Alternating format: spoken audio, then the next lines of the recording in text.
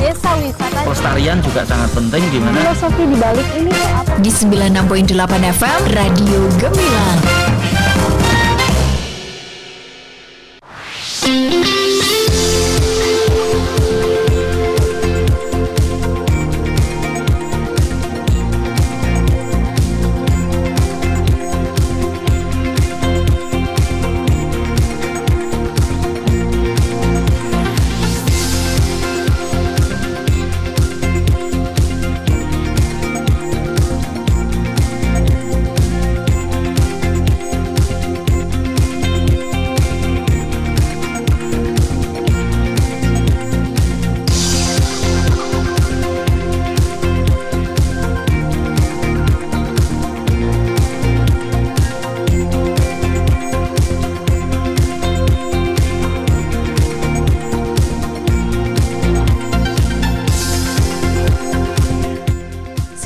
.8 FM LPPL Radio Gemilang, Jendela Musik dan Informasi.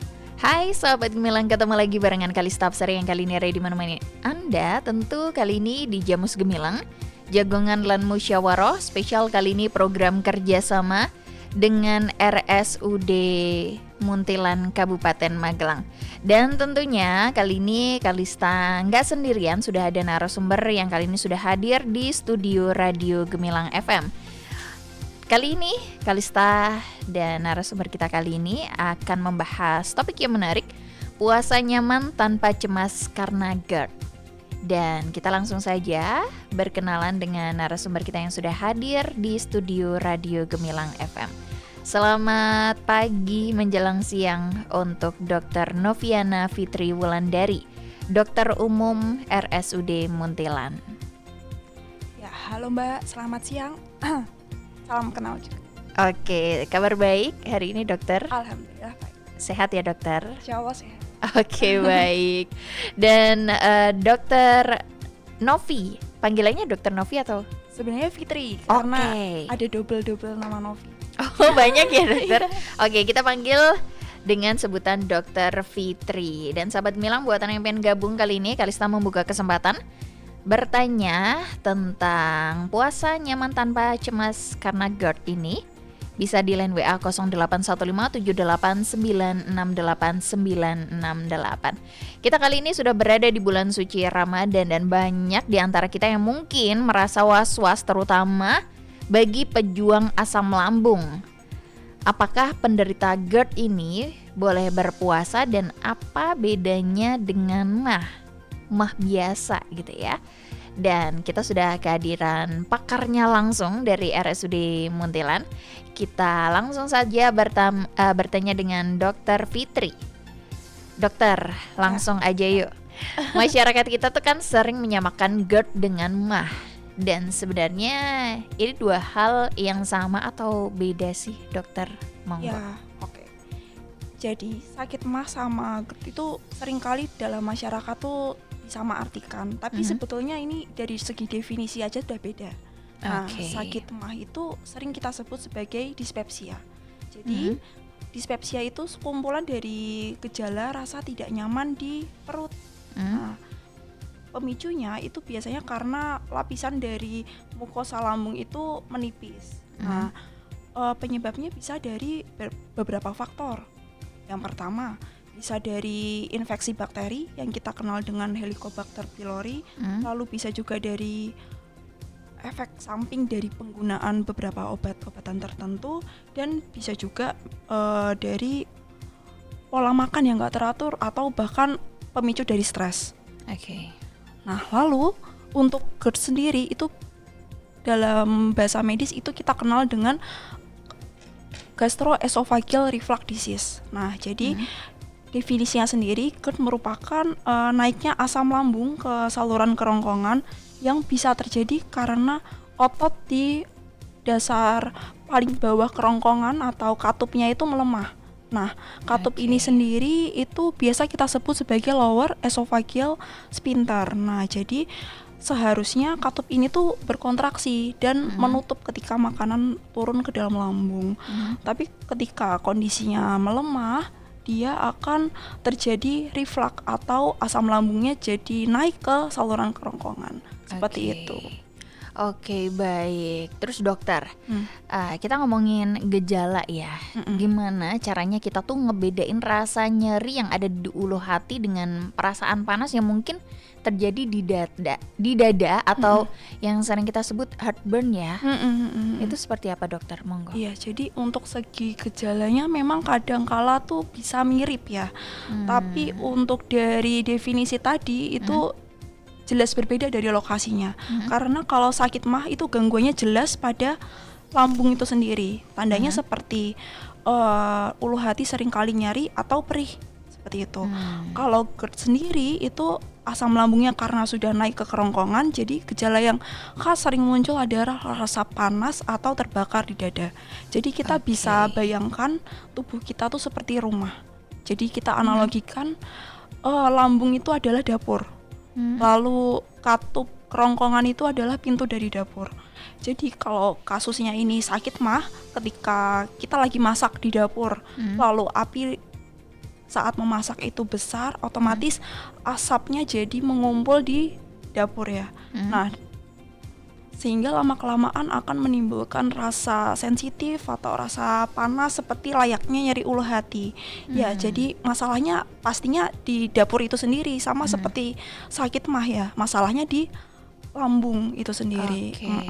Terus beda halnya dengan GERD. Jadi kalau GERD itu masalahnya seperti analogi tadi itu nggak hanya dari apinya, masalahnya bisa juga dari mungkin pintu dari dapurnya yang mungkin nggak tertutup rapat, sehingga asap dari dapur itu bisa keluar atau meluas ke lingkungan sekitar, layaknya GERD yang bisa makin naik dan menimbulkan rasa panas di sekitar dada, kayak gitu kurang lebihnya. Oke, baik. Terus dokter, faktor pemicu atau gaya hidup yang seperti apa sih yang bisa memicu GERD ini terjadi? Apalagi di usia produktif seperti itu kan banyak juga nih anak muda yang masih relatif muda tapi udah kena GERD seperti itu. Ya benar. Jadi memang faktor-faktor yang mempengaruhi GERD itu ada banyak, tapi yang paling sering muncul itu dari pola makan yang nggak teratur ya. Oke. Jadi makan yang berlebih, makan yang terlalu cepat, lalu habis makan langsung tidur, lalu dari jenis-jenis makanannya sendiri itu nggak terkontrol seperti sering konsumsi gorengan, terus lemak yang tinggi, soda, coklat, kopi, ya itu salah satu pemicu GERD. Lalu bisa juga penyebab faktor pemicunya dari obesitas atau berat badan yang berlebih. Nah, dari obesitas itu sendiri kan dari lemak yang mengumpul di perut itu bisa memicu tekanan di dalam rongga perut. Nah, tekanan itu sendiri nantinya akan dapat mendesak lambung. Lama-kelamaan dia akan lambung itu akan terdorong ke atas sehingga asam lambungnya jadi naik ke kerongkongan gitu. Terus yang sering kita ketahui ya dari lifestyle, gaya hidup ya, seperti misalkan kebiasaan merokok. Jadi ada bukti ilmiah kandungan nikotin dalam rokok itu dapat memicu melemahnya katup di kerongkongan itu sendiri, sehingga dapat berdampak GERD. Terus konsumsi alkohol, nah kandungan dari alkohol itu sendiri dia secara berangsur-angsur kalau sering dikonsumsi dia akan merusak di lapisan kerongkongan atau esofagus gitu, jadi bisa timbul luka nantinya. Lalu kebiasaan yang paling sering ya akhir-akhir ini ya kurang tidur ya, Genzi. Banyak nugas terus habis itu nugas, iya lupa betul. tidur, dipaksain nggak tidur kayak gitu, aduh. Terus nggak bisa mengontrol stres berlebih gitu ya, jadi lama-kelamaan kalau itu terus berangsur-angsur terjadi, dia akan memperlambat pengosongan lambung, Kak. Nah, dari situ katup dari kerongkongannya jadi melemah, ya sama halnya seperti yang tadi saya jelaskan, asam lambungnya mudah naik. Gitu kurang lebihnya. Lalu yang hampir sama dengan obesitas sering terjadi pada kehamilan. Nah, jadi pada ibu hamil terutama di trimester 2 sampai 3 itu ada hormon progesteron yang terlibat di dalamnya. Nah, hormon itu bisa memicu melemahnya katup kerongkongan juga. Karena apa? Karena ketika semakin bertambah usia kehamilan itu perut akan terus makin membesar ya Kak ya. Dia akan bisa menekan lambung sama halnya seperti obesitas tadi. Terus dia mendesak dan bisa memicu asam lambung naik gitu. Lalu memang ada faktor lain seperti contohnya obat-obatan yang sudah saya jelaskan tadi, efek sampingnya kalau seperti penggunaan anti nyeri yang terus-menerus diberikan seperti steroid itu lama-kelamaan memang bisa mengiritasi dan menimbulkan GERD. Kurang lebihnya seperti itu. Oke, baik. Waduh, banyak banget ya. Banyak, betul. Dan kita di zaman sekarang untuk menghindari itu tuh ya mungkin nggak tidur atau tidurnya kurang itu susah ya dokter ya. Ya susah-susah gampang. Bagaimana kitanya yang mengontrol. Sebenarnya iya. Oke, baik. Terus dokter, kemarin kan ada viral juga nih di sosial media yang seseorang tuh datang ke UGD tapi dadanya tuh panas. Itu sebenarnya apa sih dokter? Beda GERD dengan mungkin jantung? Seperti itu dokter, bisa dijelaskan? Ya, seringkali memang pasien itu datang ke IGD tuh menyampaikan, dok, kok dadanya saya rasanya panas ya dok ya, gitu. Ini asam lambung apa sakit jantung gitu. Karena memang dari segi gejala atau keluhannya tuh kan mirip ya. Hampir sama. Tapi karena penyakit jantung itu yang paling sering ditakuti karena bahaya dan salah satu yang sangat dikhawatirkan itu serangan jantung.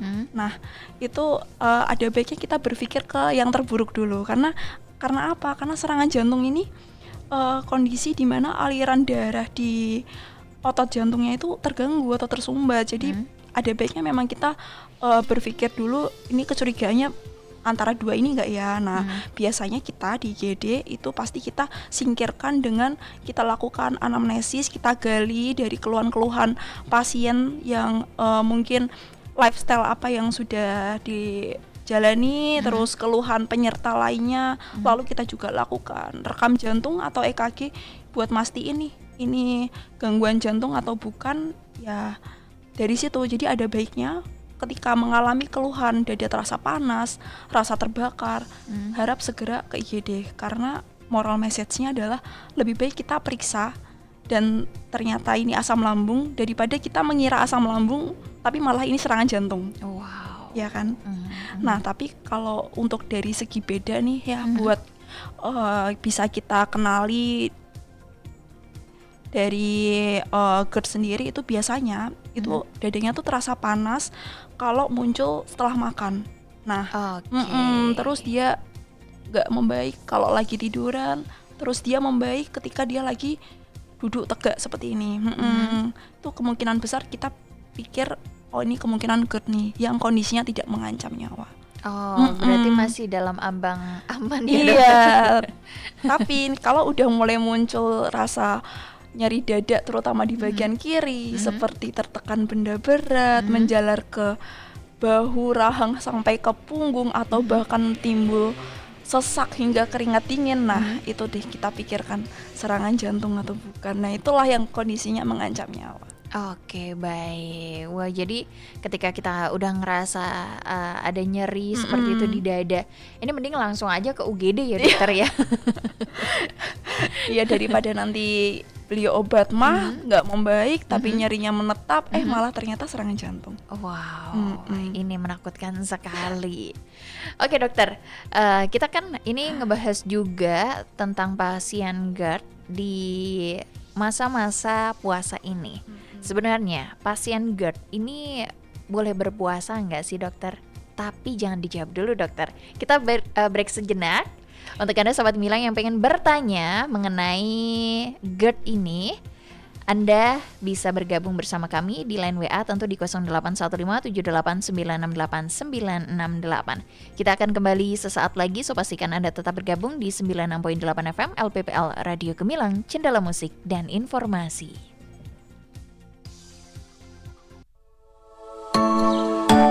Untuk meningkatkan kemudahan layanan home care, RSUD Muntilan mengembangkan layanan. Layanan yang tersedia saat ini adalah rawat luka, pasang dan lepas sonde, pasang dan lepas kateter. Home Lab adalah layanan laboratorium, pengambilan sampel dan hasil di rumah saja. Home okupasi adalah layanan pemberian aktivitas bermakna untuk pasien dari segala jenis usia dengan berbagai kondisi yang mengalami keterbatasan dalam melakukan aktivitas sehari-hari. Layanannya sangat mudah, cepat, dan tepat. Cukup WhatsApp saja nomor informasi dan pendaftaran layanan home care di 0882 006 546 555. Nikmati layanan yang memberikan kemudahan dan kenyamanan di rumah Anda. RSUD Muntilan melayani dengan sepenuh hati. Salam sehat selalu.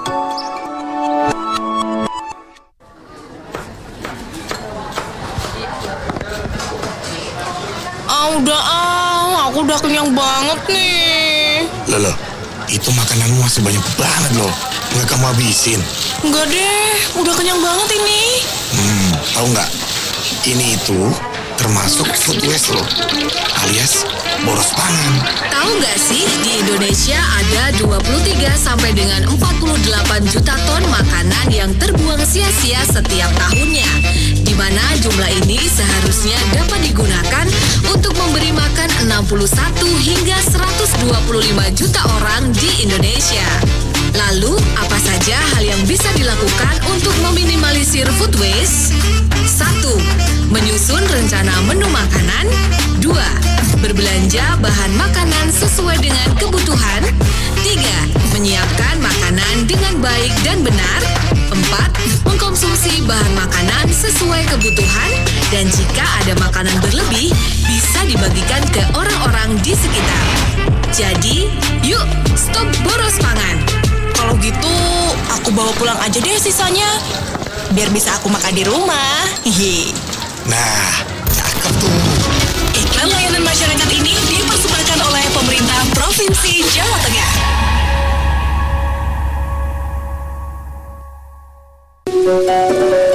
Kasus penyalahgunaan dan peredaran gelap narkoba semakin meningkat setiap hari. Keinginan untuk mencoba, ingin tampil beda karena kurangnya rasa percaya diri hingga akhirnya menjadi ketergantungan. Cegah bahaya narkoba dengan CARE. C.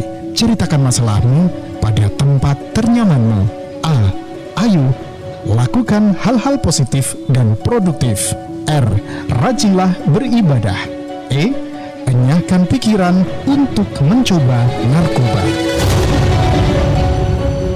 Karena narkoba, sekarang hari-hariku terasa berat dan gak berguna. Kamu gak mau kan masa depanmu hancur karena narkoba? Kamu harus bangkit. Dan aku yakin kamu pasti bisa. Mari ajak penyalahguna narkoba untuk direhabilitasi dari ketergantungan narkoba. Bagi Anda yang mempunyai keluarga atau teman yang terindikasi narkoba, silakan datang ke Klinik Pratama Binasihat BNN Kabupaten Magelang gratis. Laporkan segala bentuk indikasi penyalahgunaan dan peredaran gelap narkoba kepada si bandar onar atau siap lapor bandar dan overdosis narkoba di 0821 3869 6844 atau kunjungi kantor BNN Kabupaten Magelang, Jalan Letnan Tukiat, nomor 36A, Deangan, Mertoyudan, Kabupaten Magelang. Informasi ini disampaikan oleh BNN Kabupaten Magelang dan didukung oleh Dinas Kominfo Kabupaten Magelang.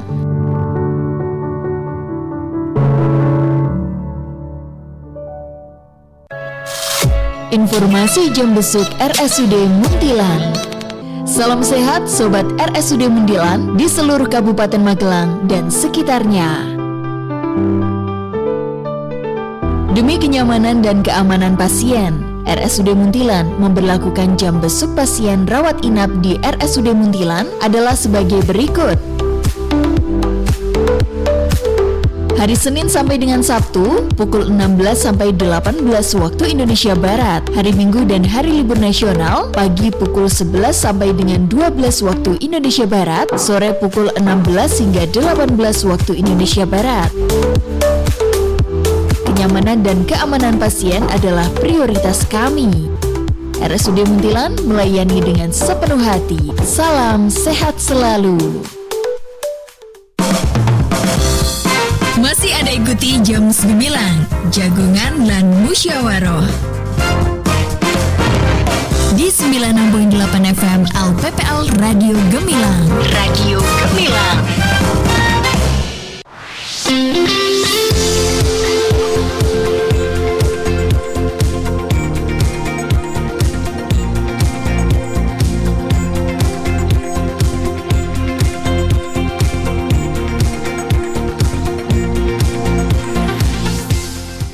Oke, Sobat Gemilang, Anda masih terus barengan Kalista Absari yang kali ini menemani Anda di Jamus Gemilang Jagongan lan Musyawaroh. Spesial kali ini program kerja sama dengan RSUD Muntilan Kabupaten Magelang membahas topik yang menarik, puasa nyaman tanpa cemas karena GERD.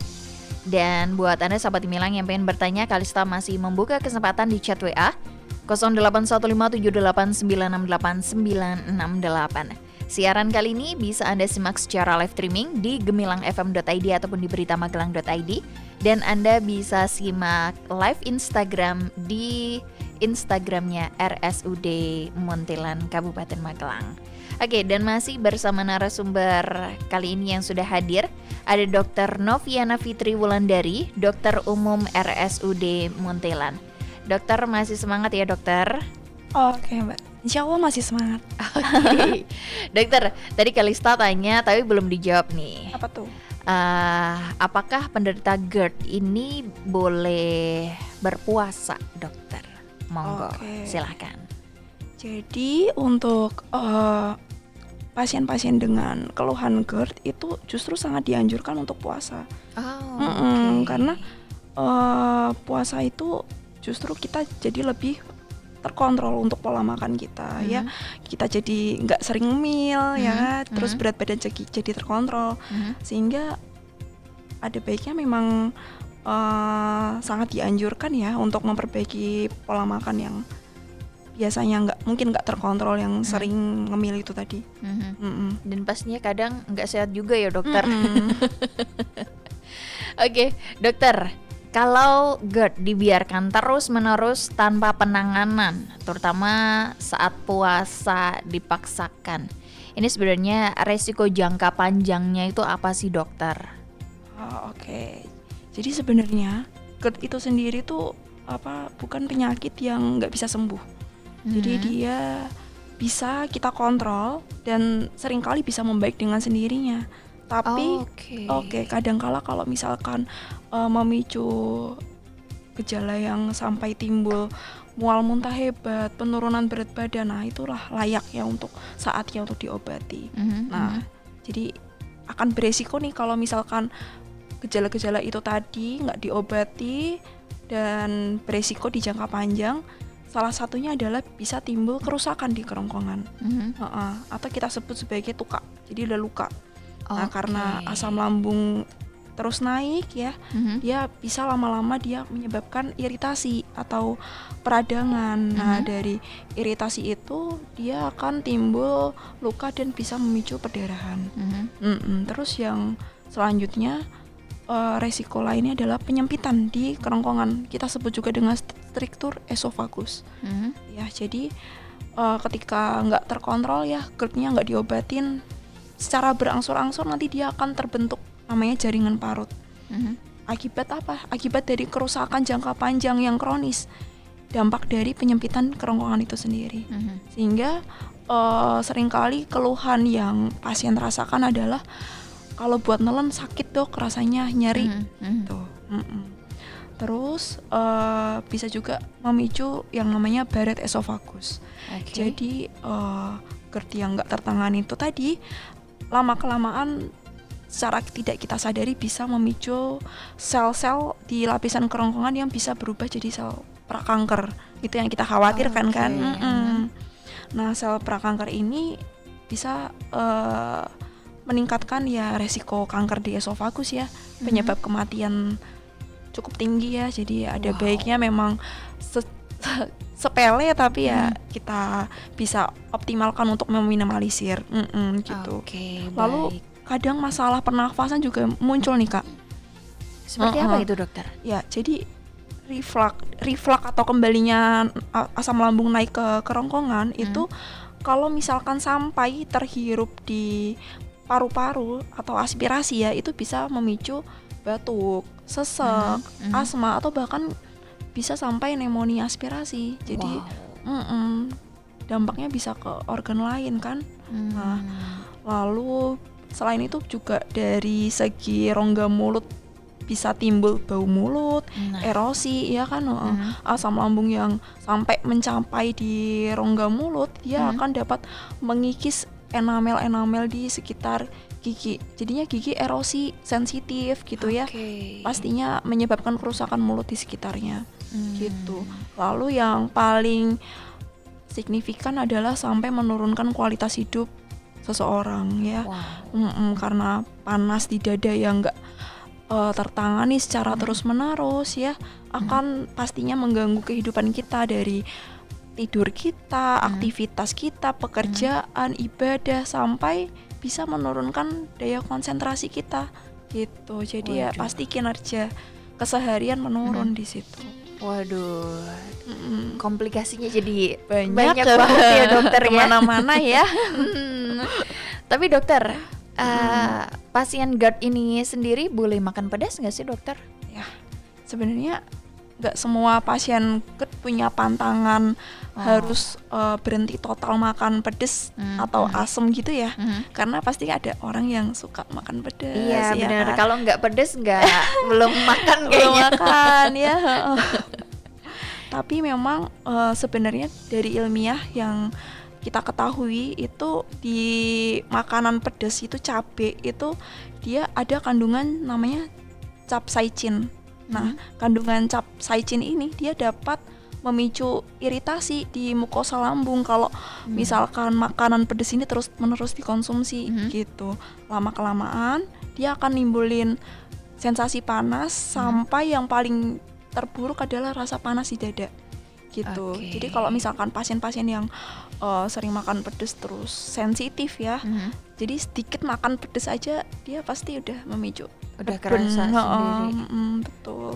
Jadi ya nggak semua pasien itu sensitifnya tuh sama ya, berbeda-beda ya dokter. Ada yang nggak kuat pedas tapi nggak kenapa-napa gitu.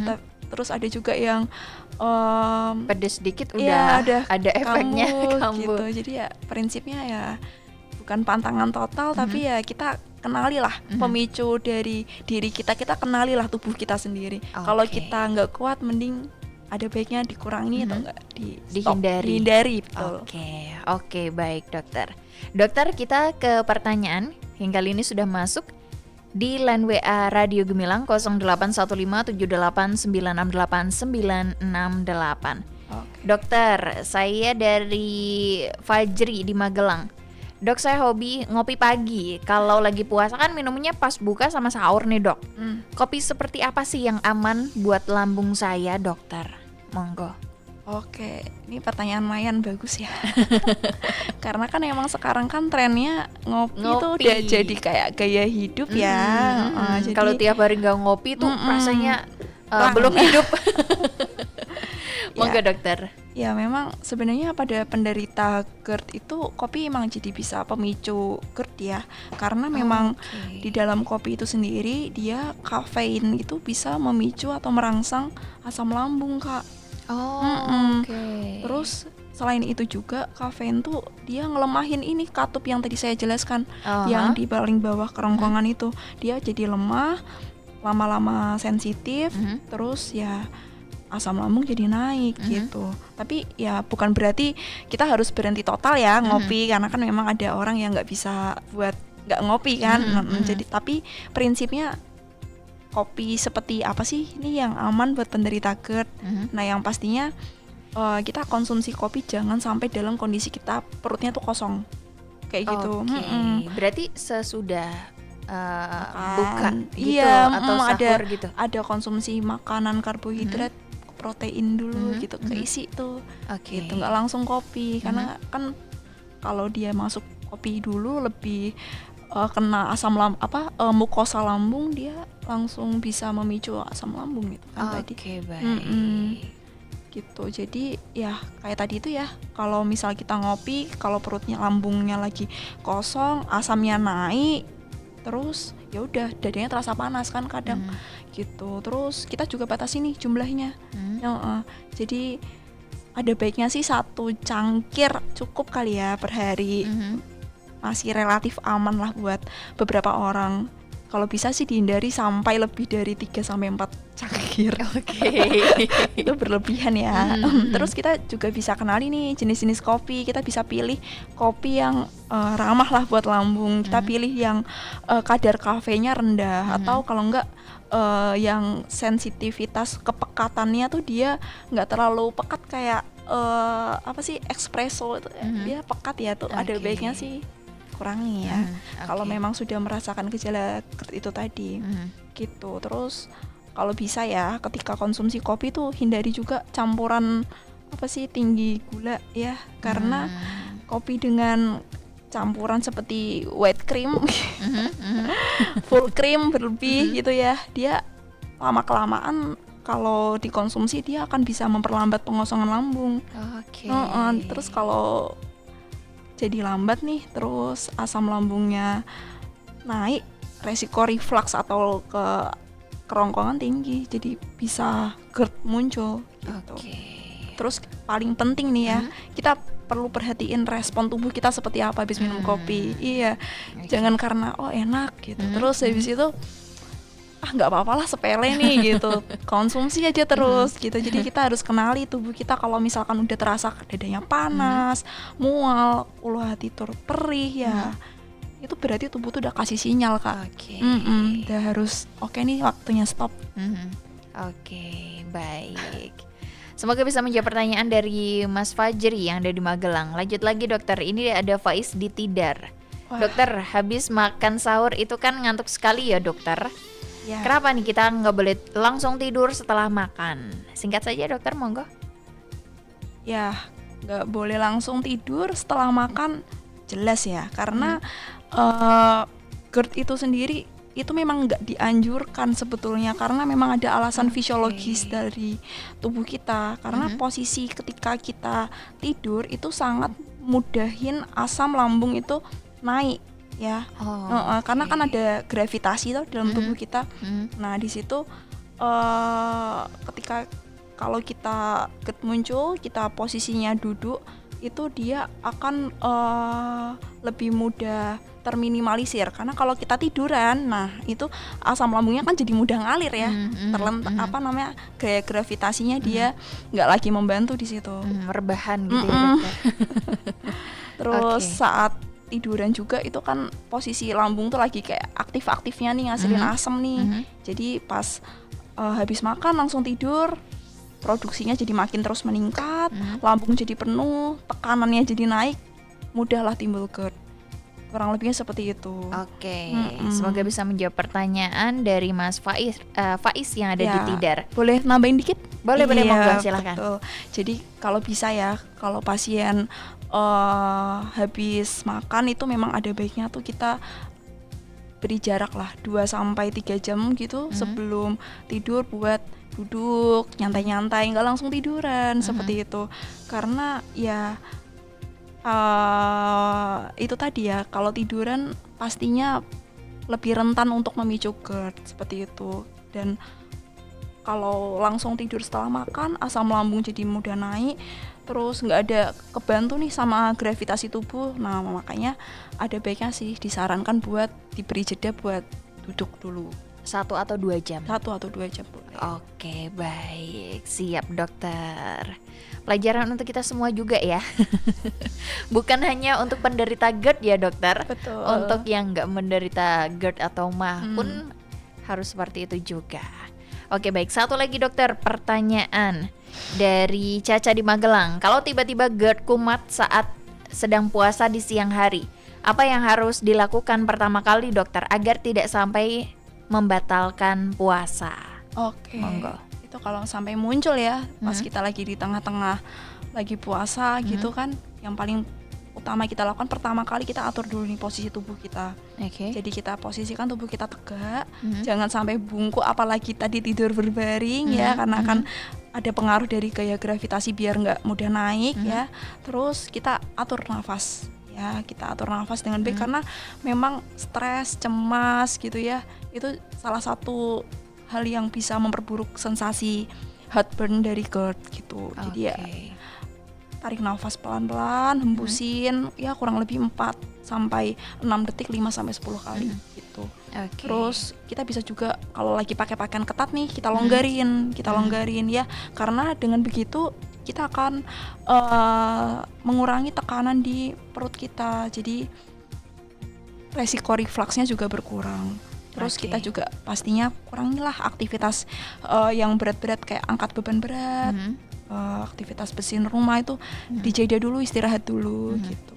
Atau kalau enggak kita bisa nih alihin perhatian. Kadang kan kayak oh ini perasaanku aja atau memang GERD ya gitu ya. Tapi kita bisa nih distraksi dengan kayak zikir kan mumpung bulan puasa atau ngelakuin hobi seperti baca, nonton film kayak gitu. Biar enggak terlalu kerasa ya dokter ya. Tapi apakah ini sering terjadi dokter pada penderita GERD? Kumat di waktu siang hari seperti itu.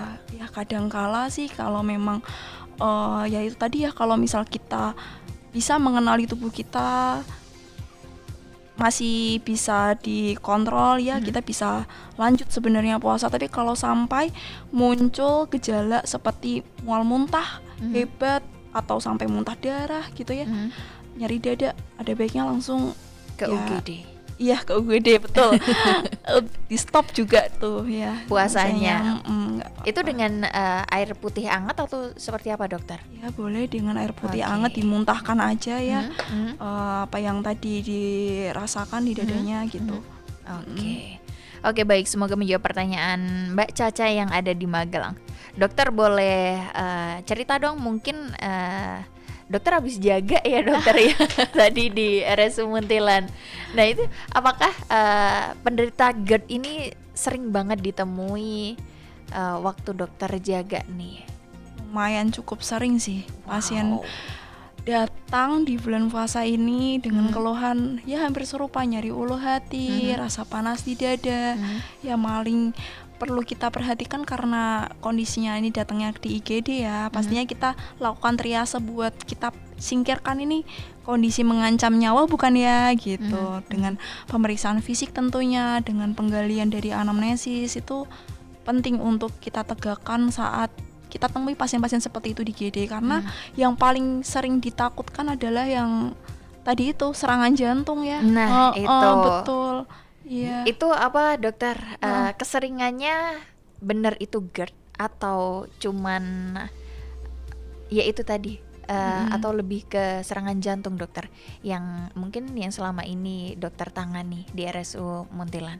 Lebih ke bervariatif ya kak ya. Saya ya kurang lebihnya sering sih temui pasien parubaya habis aktivitas berat tiba-tiba dia nyari perut. Tapi nggak lama kemudian dia pingsan nih gitu. Setelah digali dan kita lakukan pemeriksaan fisik dan rekam jantung, ternyata dia serangan jantung. Itu paling mengancam nyawa kan. Namun kalau pasien-pasien yang memang itu curiga arah GERD itu biasanya ya usia-usia produktif ya, remaja-remaja gitu yang pola makannya nggak terkontrol, sering lembur gitu tuh. Stres itu tadi. Terus kita berikan anti nyeri nih di IGD, membaik dia gitu. Alhamdulillah ya dokter ya. Jadi cukup bervariasi. Oke, baik deh dokter. Oh ya dokter, kalau kita juga pengen nih dapat tips berpuasa ala Dokter Novi untuk tips sahur atau berbuka ya dokter. Tapi nanti habis break dulu.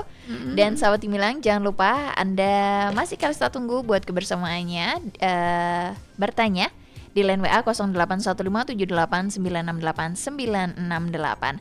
Kita akan kembali sesaat lagi, so pastikan Anda tetap bergabung di Radio Gemilang, Cendela Musik dan Informasi. Bu, lah di sini toh. Dari mana? Bapak cari-cari dari tadi loh. Ibu cuma dari toko sebelah kok pak. Belanja.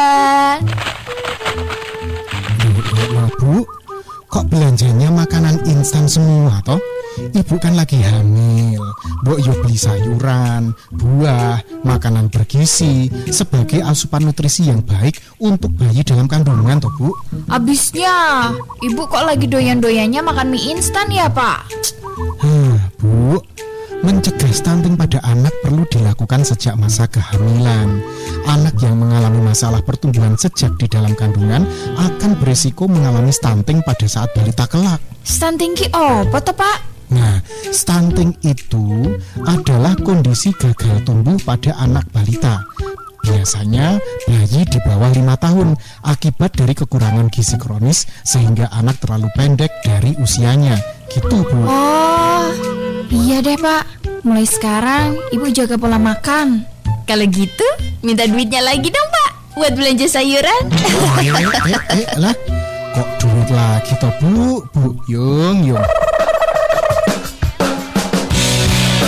Ayo cegah stunting dengan memenuhi kebutuhan gizi sejak hamil, menerapkan pola hidup sehat, serta memperhatikan sanitasi dan kebersihan air. Iklan layanan masyarakat ini dipersembahkan oleh 96.8 FM LPPL Radio Gemilang, Jendela Musik dan Informasi. Woro-woro Sobat Sehat RSUD Muntilan. Dalam rangka meningkatkan mutu layanan RSUD Muntilan, mulai 23 Desember tahun 2025 akan ada perubahan pendaftaran online pasien rawat jalan. Untuk pasien BPJS Kesehatan, pendaftaran menggunakan aplikasi MJKN yang bisa di-download di Play Store atau App Store HP Anda. Dengan ketentuan, pendaftaran bisa dilakukan H-7 dan maksimal pendaftaran H-1 sebelum waktu periksa. Untuk pasien non-BPJS Kesehatan, silahkan klik pendaftaran.rsudmuntilan.com.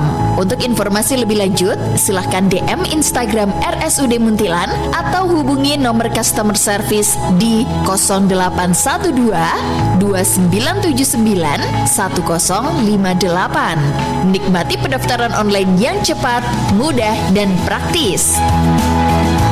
Cepat layanane, puas pelangganane, sehat wargane. RSUD Muntilan melayani dengan sepenuh hati. Salam sehat selalu. Masih ada ikuti Jamus Gemilang, Jagongan lan Musyawaroh di 96.8 FM LPPL Radio Gemilang. Radio Gemilang.